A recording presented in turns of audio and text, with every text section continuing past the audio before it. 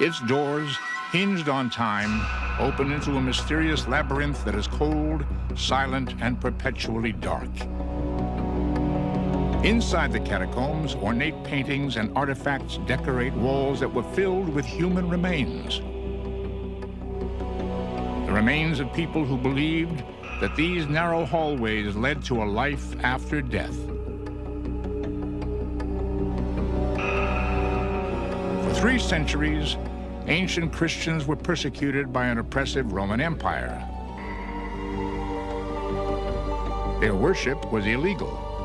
It was during this time that the early Christians of Rome buried their loved ones in underground passages, believing that, like the biblical story of Jesus Christ who was buried in a cave, they too would be resurrected and live again.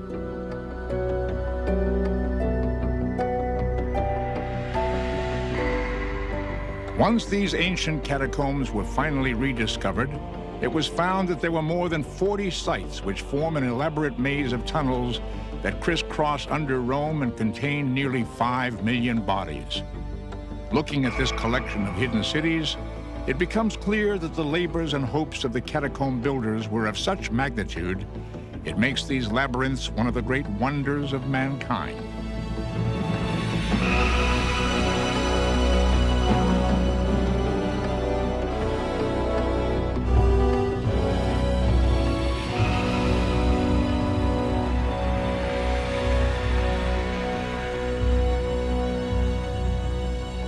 A dead man may neither be burned or buried within the walls of the city. Such was the decree of Roman law between the 2nd and 4th century AD. This strict rule about how corpses were to be disposed of was imposed on all residents of Rome. Most Romans were pagan and preferred to be cremated. Their ashes were stored in small urns above ground. But the ancient Christians and Jews of Rome insisted on burial of their dead. Wealthy citizens had lined the roads just outside the city with family tombs. These tombs were called Catacombs, which is Greek for at the hollows. The name came from the natural hollow spaces that lined the Via Appia, one of the ancient roads that led travelers to and from Rome. Into these hollow spaces, the first Christian cemetery was built above ground. It is from these early catacombs that the catacombs of Rome evolved. Most are closed to the public in order to protect their wall paintings, which even human breath could damage beyond repair. Although this funerary art was probably created to entertain the dead, the paintings provide us with a rare window into the past, a look at daily life and early religious belief in Rome during the 2nd and 3rd centuries AD. The construction of the catacombs began in the 2nd century. The move from ground-level burial sites to underground burial places was caused by the need for more space. The early Christians excavated a vast system of galleries and linking passages, one beneath the other. These were joined by narrow, steep steps that descend as far as 4 stories down. These passages measure about 8 feet high and less than 3 feet wide. Slot-like graves called loculi, Latin for little place, were cut into the walls just large enough to hold 1 body each. It was into these loculi slots that the bodies of common workers, mothers, children, and elders were all interred. The rich were often laid to rest in elaborate marble sarcophagi, the costliest form of burial. Saints and martyrs who had died for the faith were entombed in an acrosolium. This was a place of honor. It consists of a grave slot that was dug below a semicircular niche, carved into the wall and decorated with symbolic painted figures. Many of the catacombs were named for the saints who were buried inside them. The catacomb, named for Saints Peter and Marcellinus, contains paintings that provide clues about the men who dug these cities of the dead. The catacombs were actually dug by a guild of professional diggers. They were called fossori, which means the cave makers. And they were like a trade union, a skilled craft, a very difficult one, of course. The fossari labored in the bedrock below Rome that is made up of tufa, a soft mineral that resembles sandstone. The ancient cave makers fashioned this tufa into elaborate galleries. They are rich with architectural detail, carved right into the soft stone, and create the impression that the catacombs grew here by some miraculous natural force. The early tunnel diggers sought to safeguard the tombs from sacrilege and thievery. They designed these mazes and narrow passageways to make it difficult or impossible for an outsider to escape or find the way back. When you combine then the idea that the body must be preserved because in Christian dogma it will rise and be restored to its human state, then the preservation of the body underground in a place that's hard to get into, can be guarded and the like, makes good sense. The passages were so dark and foreboding that the Latin scholar St. Jerome wrote that a Sunday visit to the crypt of a martyr more resembled a visit to hell.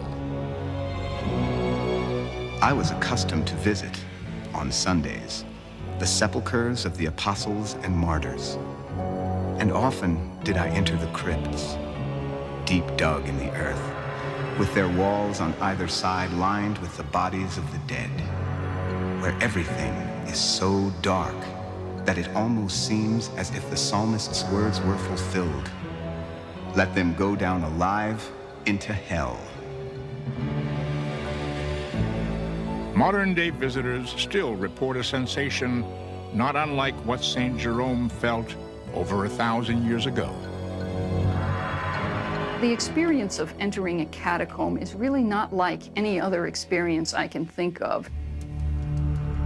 They are very cold.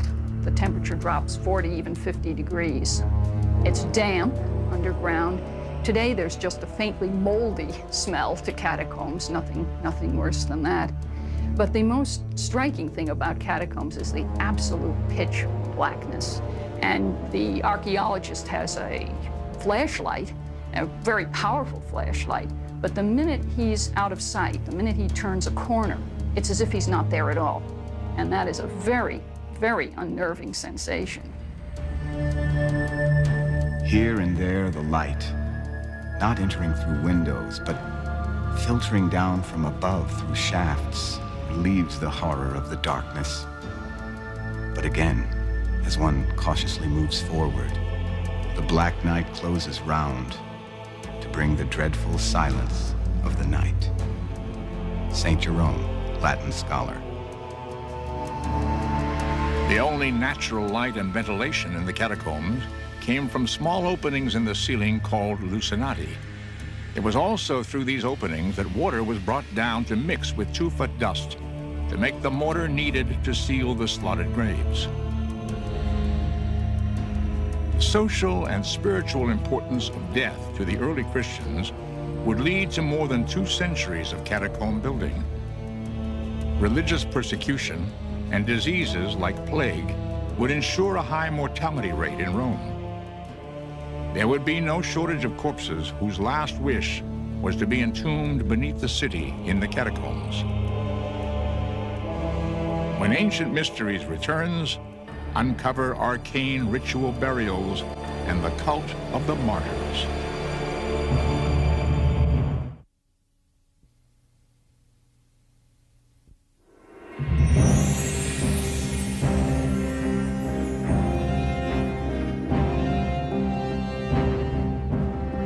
To step down into a Roman catacomb is to enter a mysterious kingdom in another world.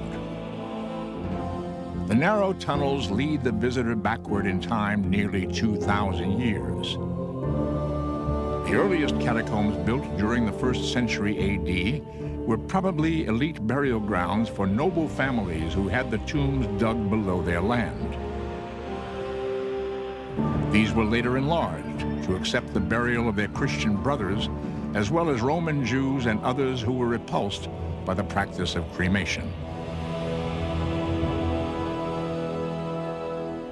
It was in the 2nd and 3rd centuries, however, that catacombs took on their full importance as burial places for the people who were called saints and martyrs.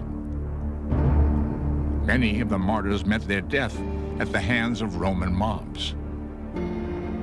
How often does a hostile mob, bypassing the regular courts, assail us? In their riotous fury, they do not even spare Christians who are dead, but plunder their corpses. Quintus Septimus Tertullian, Christian theologian, 220 AD. Many early Christians met their death not at the hands of a mob, but in arenas such as the Colosseum and the historic Circus Maximus. It was here, as part of a larger reign of persecution, that some Christians chose to suffer death in the jaws of a lion rather than renounce their religious principles. Other times, they were forced to fight with trained warriors. This spectacle was considered entertainment in Rome. The result filled the catacombs with people remembered as martyrs and saints. So much of the early Christian world really is lost in legend that we don't always know exactly what these people did to deserve being called saints. But probably something heroic. They may have been killed in one of the persecutions by the Romans, and probably these were people who died a martyr's death, who died for their faith, and that's why they were sainted. Among the saints buried in the catacombs was St. Paul. It was Paul who had popularized the belief in resurrection among the ancient Christians. If Christ had not been raised, your faith is futile. Christ is the first fruits of those who have fallen asleep. St. Paul. It was in the confidence of resurrection inspired by St. Paul that the ancient Christians buried their dead in the catacombs. St. Paul was the man who had the vision that Christianity could be something more than just a religion for Jews, that it could be an international faith. And it was Paul who made Christianity an international faith.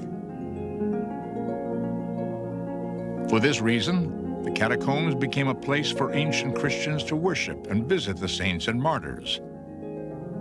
For centuries, faithful Christians, called the cult of the martyrs, knelt down in the catacombs to worship at the tombs of those who had died for their religious beliefs. This 6th century catacomb altar, now in ruins, was used by the cult of the martyrs. More insights into these early practices come from nearby paintings. The paintings in the catacombs give us some of our best clues to what early Christian practice really was. And you have pictures of mixed groups of people sitting around tables, drinking wine, and eating bread. And this was a very touchingly simple kind of a ceremony. Scholars believe that this simple communal meal of bread and wine, chronicled in numerous catacomb paintings, is the origin of the ritual that eventually came to characterize the Catholic Mass.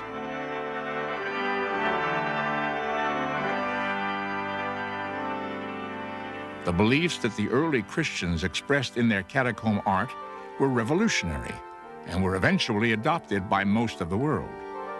Foremost was the belief that death was not the end, but was the gateway to divine deliverance and eternal life. The biblical story of Lazarus, miraculously restored to life by the touch of Jesus after 4 days in the tomb, is depicted on numerous catacomb walls. A wall in the catacomb named Priscilla illustrates the biblical story of the 3 youths in the flames of Nebuchadnezzar. They were 3 young Hebrew boys who had been thrown into a furnace by the king of Babylon during the time the Hebrews were captive in Babylon. And they didn't burn up, thanks to the intervention of God. So this is one of these wonderful archetypical images of salvation from the jaws of death, which the Old Testament provides in abundance, and which the Christians used as symbols of their own salvation. That just as God saved the 3 Hebrew boys from the fiery furnace of Babylon, so God will save us. Interestingly, the early Christians were reluctant to depict Jesus Christ directly on the catacomb walls. But nearly all catacombs in Rome contain a curious image of the Good Shepherd. The Good Shepherd can be understood in a sense as an image of Christ that reflects a metaphor that Christ used of himself in the gospel narrative. He described himself as the Good Shepherd. And the use of the Good Shepherd in the Christian catacomb is a way of depicting Christ without actually portraying him. Animals of all sorts appear on these walls, as do peacocks that were thought to be symbols of rebirth and eternal life. The catacombs were also decorated with images of a garden. One of the major themes of pagan funerary art in late antiquity, which the Christians absorbed, was the theme of the garden. The afterworld was imagined as a beautiful garden where all of the pleasures of this life were possible. And the imagery in the Christian catacombs takes over many of these garden themes. We find birds and flowers, trellises, garden architecture, depictions of the seasons, of the skies. The early Christians freely adopted Greek and Roman symbols and mythology for inspiration in the catacombs. Many walls depict Hercules, the great mythological hero, who was famous for his courage and strength. Here, Hercules is killing the multi-headed Hydra of Lerna, which could grow 2 new heads for each one it lost. Also intriguing was the early Christian use of dolphin images. Dolphins are Greco-Roman symbols. They're these sea creatures that, according to Greek and Roman mythology, they thought that dolphins carried souls across the seas into the afterlife.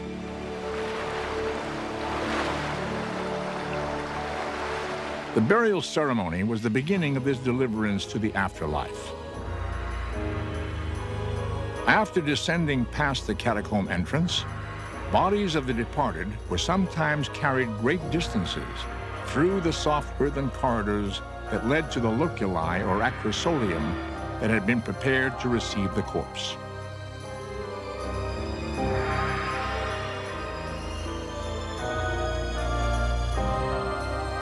The bodies were not embalmed in the catacombs. They were loosely wrapped in cloth, and they were placed in these slots in the wall, very shallow slots in the wall. And then the tombs were sealed rather loosely, also with stone or clay plaques.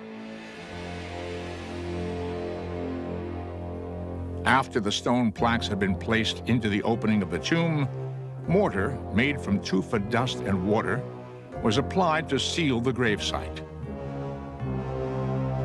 Onto this was applied an inscription identifying the deceased person and offering wishes for eternal rest.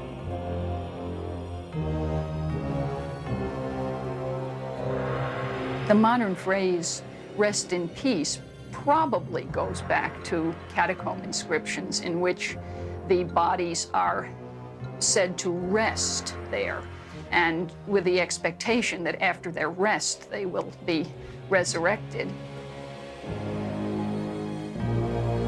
These eternal inscriptions tell us more than the name of a person who lived and died long ago.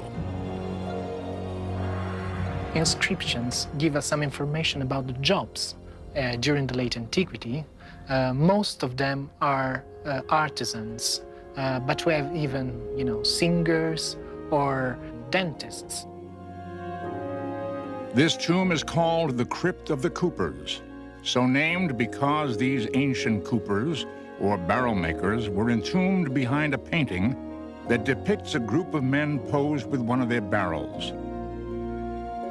Inscriptions give us also an idea of the average of life during the late antiquity. For instance, we know that the average of life for men was about 20 to 25 years. So people used to die very young. Even the death of a small child became a monument to the ancient belief in life after death. When we return, discover a single catacomb that stretches nearly 8 miles beneath Rome.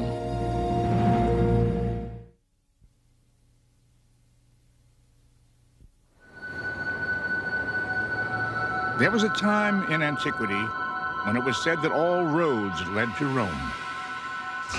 In 400 AD, the most important road of ancient Rome was called the Via Appia. By this time, the largest and most elaborate catacombs had been built here. New ones were being dug, and soon there would be more than 60 miles of underground cemetery snaking and spiraling below the city. It was truly a city of the dead, a necropolis. This was the largest. The ancient Christians had named it Domitilla.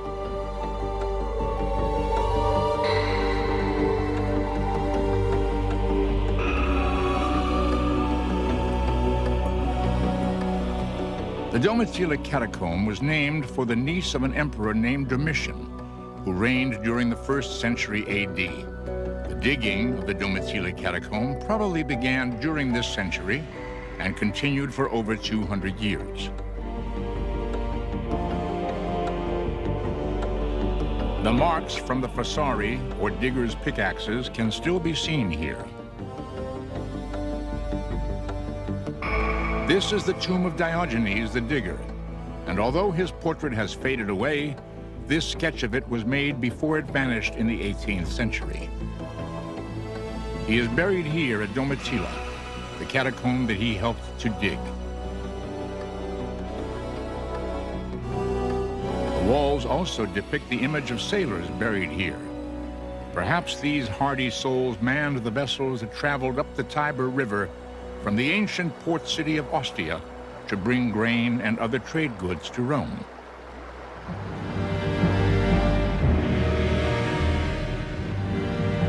The Domitilla catacomb is a marvel of space and efficiency. With 4 or 5 loculi grave slots dug one above each other in the catacomb, there are at least 10 graves stacked in the walls for every 6 feet of underground hallway. By the end of the 5th century, there were 750,000 people buried in the catacomb tunnels that surround ancient Rome.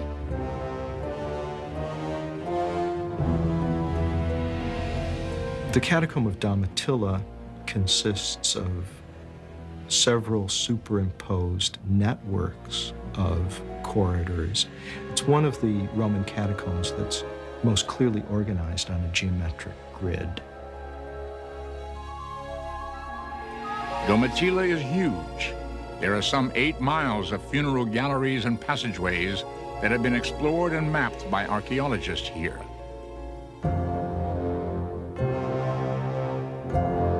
With so many miles of catacombs under Rome, there has grown a long-standing myth that the ancient Christians hid in the catacombs in times of danger or persecution. Silent movies and turn-of-the-century illustrations favored this notion, but scholars and archaeologists challenge the centuries-old belief that these tunnels were used as hiding places. The catacombs weren't built as hiding places. They were built as underground graveyards. And it doesn't take too much imagination to realize why they were very bad hiding places. History tells us that the Roman authorities knew of the existence of the catacombs and where they were under the city. If the ancient Christians needed a refuge, the catacombs could not have been considered secret. The real reason why people couldn't hide down there was the smell. That there are thousands of bodies decomposing down there. The stench must have been unbelievable. And the smell of putrefying human flesh is, extremely distressing and nauseating and psychologically horrifying, and it's poisonous.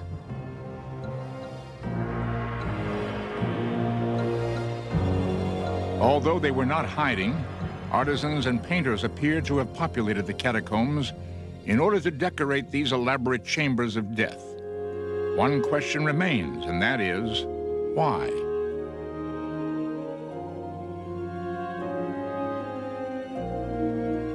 Why should the catacombs be decorated with anything? When you stop to think of it, why should any tomb chamber be decorated with anything? Why should the pyramids of Egypt be decorated inside? People seem to feel that the dead needed that kind of attention and that they needed a pleasant resting place. But this was more than frivolous decoration. The ancient Christians were leaving the departed something important. About 9/10 of all the paintings known in catacombs are Old Testament paintings. Clear symbols of death and resurrection. For example, Jonah, in the three basic things, he sees the whale, he gets swallowed by it, and then he's spit out into the ocean. That's a very common scene, and it is, of course, clear reference to evil and good, to the saved person. The biblical story of Daniel in the lion's den is represented by a nude person standing between two lions. The ancient Christians believed Daniel conquered this danger with prayer.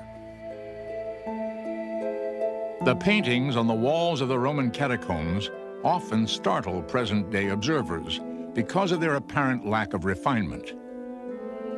Anyone expecting the polish and perfection of the imperial Roman art that was created above ground would probably call these works naive or haphazard. Were the ancient Christians rebelling against the Roman standards of beauty, or was there another answer? The reason the catacomb paintings look slapdash is really very simple. It's that the conditions under which they were painted were so terrible. Pitch dark down there, lit only by flickering torches. It's cold, it's damp, and back then you had this horrendous smell of rotting bodies. No one would want to spend a lot of time down there, and as far as inspiration for great art, I don't think so. Still, it is here in the catacombs that these simple monuments of early Christian Rome allow us to stand between two worlds. An ancient world of purity, faith, and simplicity of worship, and a modern world where the symbols of these time-worn beliefs are fading away. When Ancient Mysteries continues, discover a Jewish catacomb below the villa of Mussolini.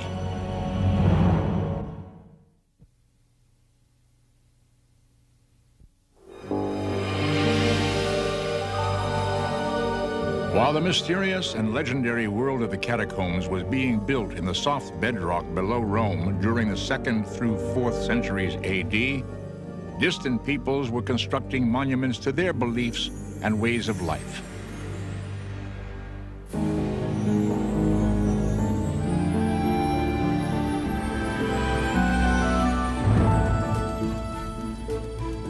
In Central America, the Mayan civilization, unknown in Europe, was erecting its first monuments to the cycles of the heavens and to the Maya rulers who reigned as divine kings.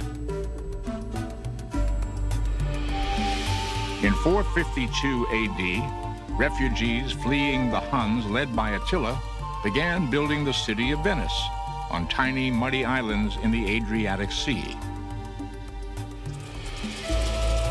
In North America, by 500 AD, the indigenous Mississippi Valley culture was established and had begun to build their mysterious mounds as burial places. These were the centers of elaborate ancient cities.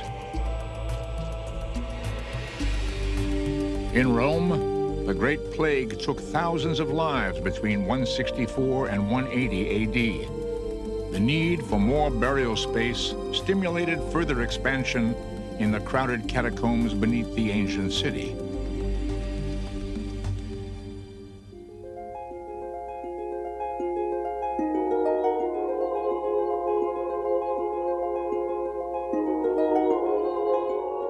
At the same time that the ancient Christians of Rome were tunneling a maze of catacombs beneath their city, another set of catacombs was being constructed and expanded. These were the catacombs of Roman Jews. Well, there have been Jews in Rome since at least 160 BC. The first notice historically we have of Jews in Rome was an emissary sent by Judah the Maccabee to Rome to get help in a war against Syria. More Jews moved to Rome from Alexandria, which was a big Jewish center in Roman Egypt. And so the Jewish community in Rome is actually the oldest continuous Jewish community in the entire Western world. The principal Jewish catacombs are Villa Torlonia to the north and Via Randonini, which lies under the road called Via Appia Antica, site of the original Catacombs burial places. Although they may predate the Christian catacombs of Rome, the story the Jewish catacombs tell is timeless. The symbols which embellish the walls and ceilings of these underground burial sites show that, like their Christian counterparts, they mixed popular culture, such as figures from Greek and Roman mythology, with menorahs and other ancient emblems of Judaism. The decoration in the Jewish catacombs would be just exactly what you'd expect. Old Testament, the prevalence of the basic Jewish symbols, the menorah above all, but others as well, and Moses figures very highly. In the Jewish non-Christian catacombs, the scenes are gods and goddesses and sometimes daily life and the like. It's very important, I think, to see that the making of a catacomb is not something original on the part of the Christians. The human story these catacombs tell is compelling. Through paintings and tomb inscriptions in the Via Torlonia catacomb, we can still experience a father's poignant tribute to a son who died more than 15 centuries ago.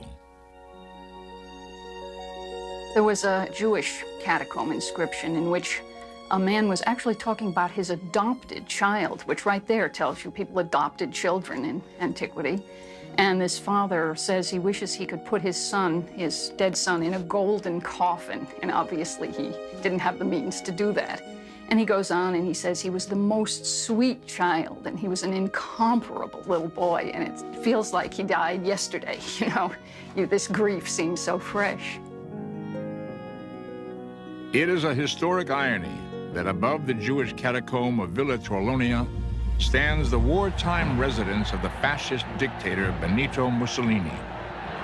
During World War II, as he denounced the Jews as strangers in Italy, he lived above a Jewish resting place that was nearly 2,000 years old. There is yet another Roman catacomb that is most curious. This is because it lies over 1,000 miles away from Rome. It is beneath the Egyptian port city of Alexandria. Here, time-worn relics of ancient Egypt can be seen resting alongside Romanesque pillars. The catacomb is called Kom el Shagafa. Inside, we see a place where two cultures have blended into one. Built during the 1st and 2nd centuries AD, at the time when Alexandria was part of the Roman Empire, this magnificent catacomb looks much like the catacombs of ancient Rome. Unlike the Roman catacombs, the dead were lowered down into this one through a shaft, while the living walked down the surrounding spiral stairway. Soon, the catacomb begins to display the curious mix of Egyptian and Roman culture that is seen above ground. A ritual chamber is guarded by the images of the serpent. They are Egyptian symbols of protection. Above the serpent is the head of Medusa, a symbol of protection used by the Romans. Like its counterparts in Rome, Kom el Shagafa was illuminated by the same shafts the Romans called lucinati.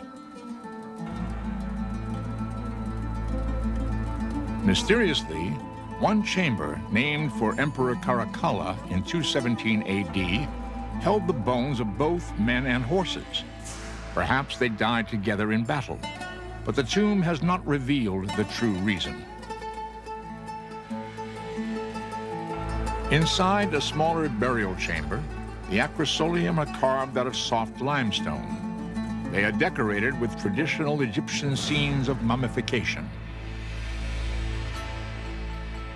On each side of the burial niche are curious Roman statues.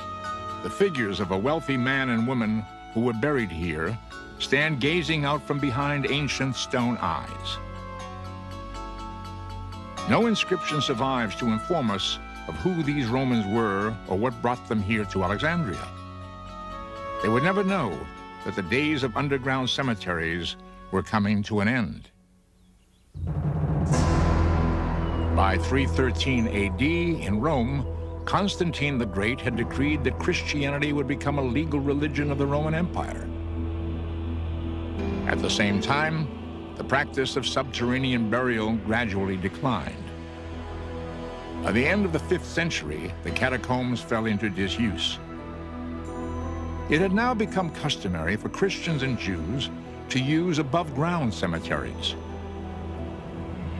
The mysterious legacy of vast labor and ancient culture left in the catacombs was largely abandoned. The reasons why the catacombs were abandoned are almost as mysterious as the reasons why they were started to begin with. Some people say that once Christianity was legalized, that there was no further reason to have burials underground. Another mysterious truth is that by the 9th century AD, the catacombs had not only been abandoned, they had been completely forgotten by worshippers. By the late Middle Ages, the bones had begun to disappear. This was not divine resurrection. The cause was looting.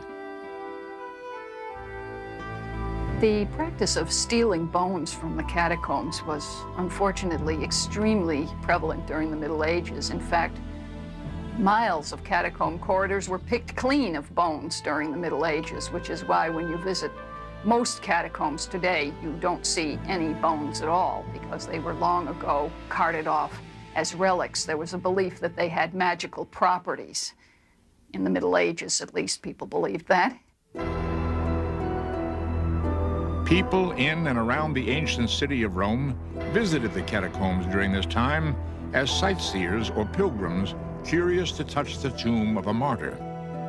Vandalism was common, and it is in the catacombs that we find the earliest examples of a problem that still plagues cities today: graffiti.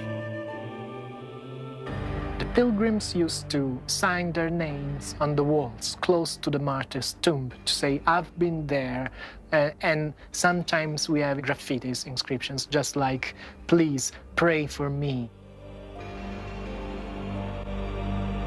The Middle Ages saw the catacombs visited by the thoughtful and the destructive. But their true meaning as a time capsule and a window into the past would not be appreciated until their rediscovery. For about 400 years, on the outskirts of ancient Rome, the ritual of underground burial of the dead was practiced in the catacombs by a persecuted people. Their belief in resurrection and aversion to cremation left these early Christians no other choice. When they were finally given legal status, the fate of the catacombs was sealed. No longer necessary, the catacombs were forgotten for nearly 10 centuries. One of the reasons catacombs were forgotten about is the very fact that they are underground. There's nothing obvious to tell you where a catacomb is. In fact, the discovery of some catacombs has been purely accidental. The first discovery took place in June of 1578, when by chance, some workmen digging a cement mine near Rome came upon an underground cemetery, a catacomb. This stimulated one of the most industrious investigators of this period. He was Antonio Bosio, whose published work, Roma Sotterranea, or Underground Rome, contained notes and descriptions of his explorations of miles of tunnels and burial galleries. This earned him the reputation as the Columbus of the Catacombs. Modern archaeologists owe much of their understanding of these ancient tunnels to another man. His name was de Rossi. The study of the Roman catacombs takes another great leap forward with the appearance of Giovanni Battista de Rossi in the 19th century, who continues to a large extent the work of Bosio in documenting the Roman catacombs, but also attempts to place it on a new scientific basis. A lawyer by training, Giovanni Battista de Rossi would be the first to provide modern archaeologists with detailed maps of the catacombs. He would also provide historians with catalogs of the artifacts that he uncovered during his years of exploration. The work of de Rossi helped to confirm the modern understanding of the use of ceremonial objects in the catacombs. His illustrations suggest that, like the wall paintings that have been studied, ritual artifacts such as oil lamps were also decorated with Christian symbols, such as the familiar image of the Good Shepherd. De Rossi also chronicled the practice of sealing decorated pottery or vessels containing fragrant oils into the loculi tombs with the dead.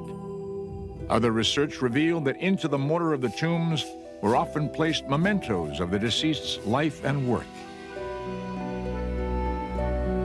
Of the 60 miles of catacombs believed to exist beneath modern Rome, only about 40 miles have actually been explored. The most recent discovery took place in 1955 during the construction of an apartment building. Named Via Latina for the ancient road which lies above it, this catacomb is small by Roman standards, but it is so well preserved and richly decorated, it has come to be known as a museum of 4th century culture.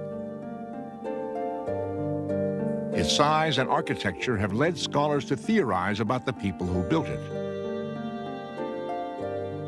The catacomb consists of 2 main corridors which link together a series of rooms that are very varied in architectural form: hexagonal, square, rectagonal, round, elliptical, and painted with a series of subjects, both Christian and non-Christian.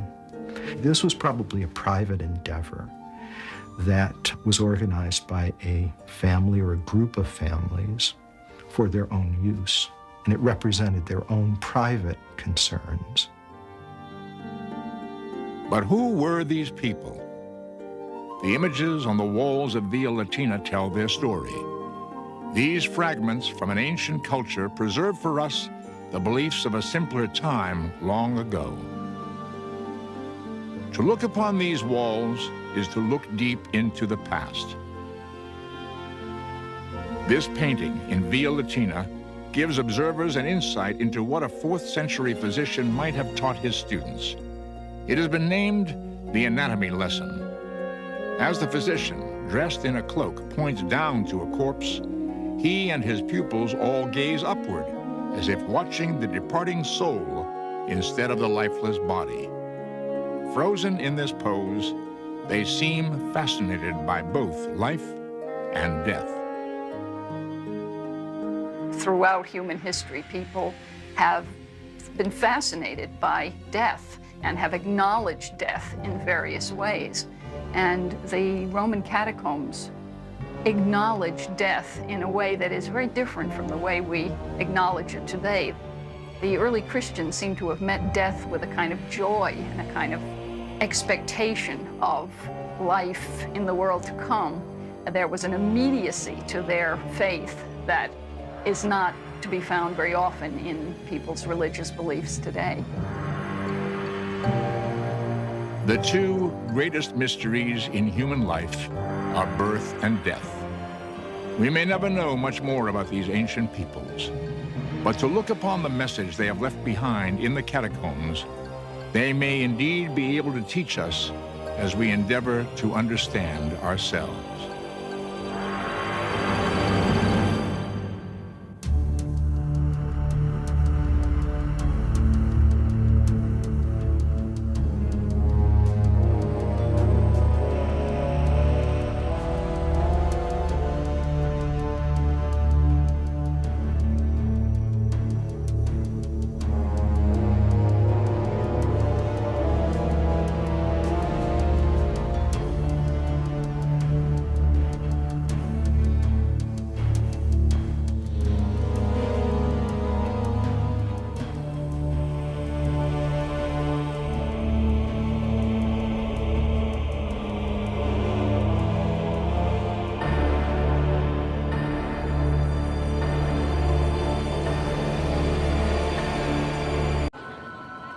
Its doors, hinged on time, open into a mysterious labyrinth that is cold, silent, and perpetually dark.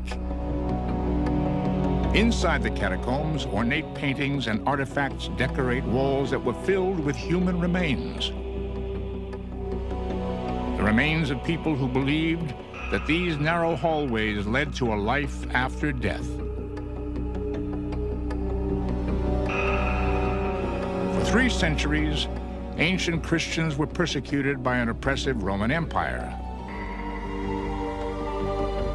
Their worship was illegal. It was during this time that the early Christians of Rome buried their loved ones in underground passages, believing that, like the biblical story of Jesus Christ who was buried in a cave, they too would be resurrected and live again.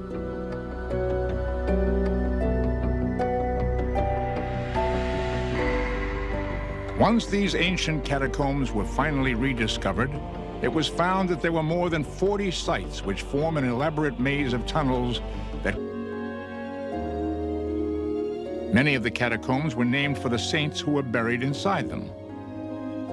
The catacomb, named for Saints Peter and Marcellinus, contains paintings that provide clues about the men who dug these cities of the dead. The catacombs were actually dug by a guild of professional diggers. They were called fossori, which means the cave makers. And they were like a trade union, a skilled craft, a very difficult one, of course. The fossari labored in the bedrock below Rome that is made up of tufa, a soft mineral that resembles sandstone. The ancient cave makers fashioned this tufa into elaborate galleries. They are rich with architectural detail, carved right into the soft stone, and create the impression that the catacombs grew here by some miraculous natural force.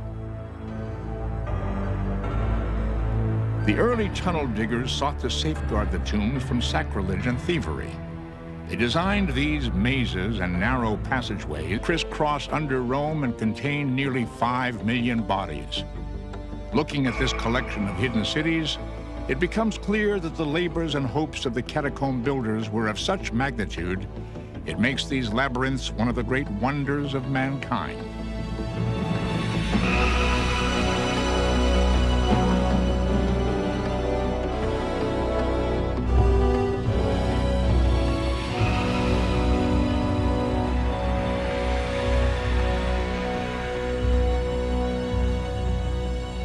A dead man may neither be burned or buried within the walls of the city. Such was the decree of Roman law between the 2nd and 4th century AD.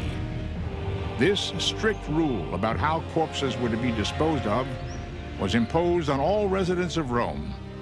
Most Romans were pagan and preferred to be cremated. Their ashes were stored in small urns above ground. But the ancient Christians and Jews of Rome insisted on burial of their dead. Wealthy citizens had lined the roads just outside the city with family tombs. These tombs were called Catacombs, which is Greek for at the hollows. The name came from the natural hollow spaces that lined the Via Appia, one of the ancient roads that led travelers to and from Rome. Into these hollow spaces, the first Christian cemetery was built above ground. It is from these early catacombs that the catacombs of Rome evolved.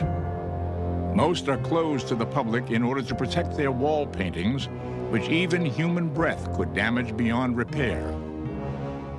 Although this funerary art was probably created to entertain the dead, the paintings provide us with a rare window into the past, a look at daily life and early religious belief in Rome during the 2nd and 3rd centuries AD.